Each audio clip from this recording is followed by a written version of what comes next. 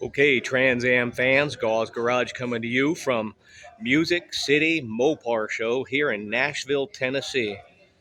And what we are looking at is a Trans Am homologation car from the Plymouth side.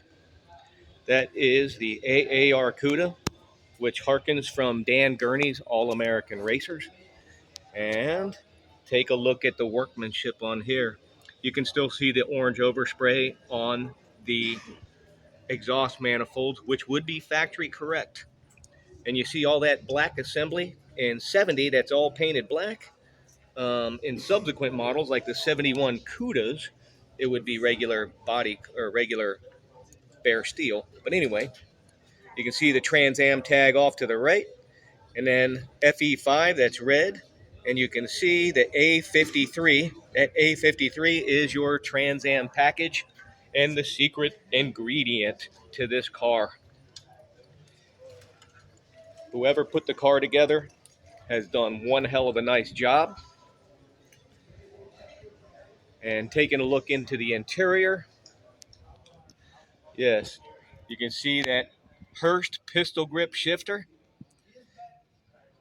You got rally dash on here. A lot of these cars did not have these options. This one is optioned up very nicely.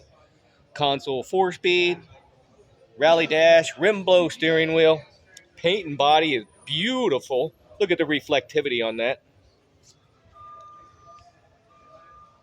And here you go, gang. Cuda AAR. These were exciting cars back then.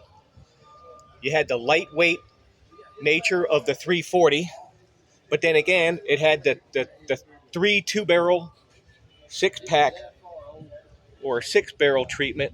So what you did is you had a lightweight, high-performance 340 pumping out 300 horsepower back then, and it really got these cars really going, but yet preserved the handling. When you get a big block in these cars, they don't quite handle as well, but with the lightweight nature of the 340, they really get around the track and make for a super good handling street car. So here you go, gang. Probably one of the nicest AARs I've seen in recent memory. FE5, red, can never beat high performance red. And there you have it. This is Gause Garage coming to you from Music City Mopar's annual Mopar show, Nashville, Tennessee.